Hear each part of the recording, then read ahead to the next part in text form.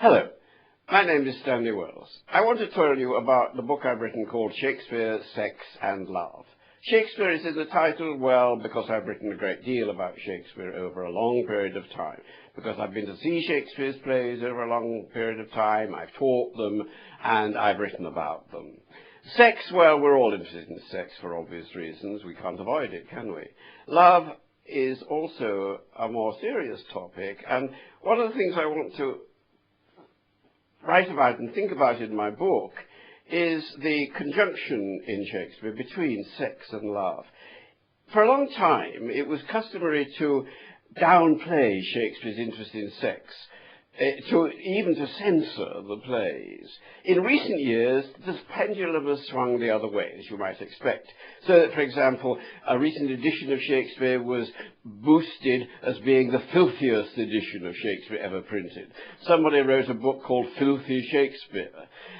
This is going too far. Sometimes productions go too far too.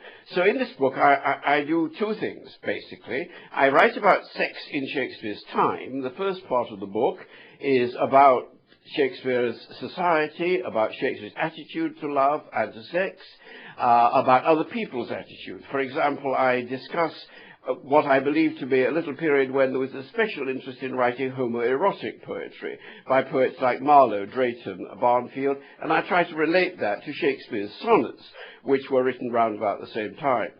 I have a lot in the first part of the book, therefore, about the historical side of sex in Shakespeare's society.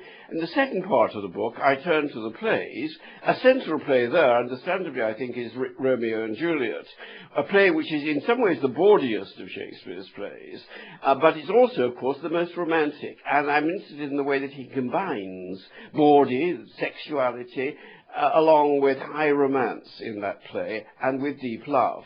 And in this the second part of the book, I write, for example, about the fun of sex, about Shakespeare's sexual wordplay, about the scenes in which he constructs on the basis of sexual desire. I write about sexual desire, sexual jealousy in, obviously, for example, Othello, and Much Ado About Nothing, Troilus and Cressida. I write about mature love in Hamlet, in Antony and Cleopatra, and in the last chapter of the book, I write under the title of Just Good Friends about homoerotic love, male and female, and the way that Shakespeare's plays can be, and whether they should legitimately be interpreted as discussing homoerotic love and lesbian love.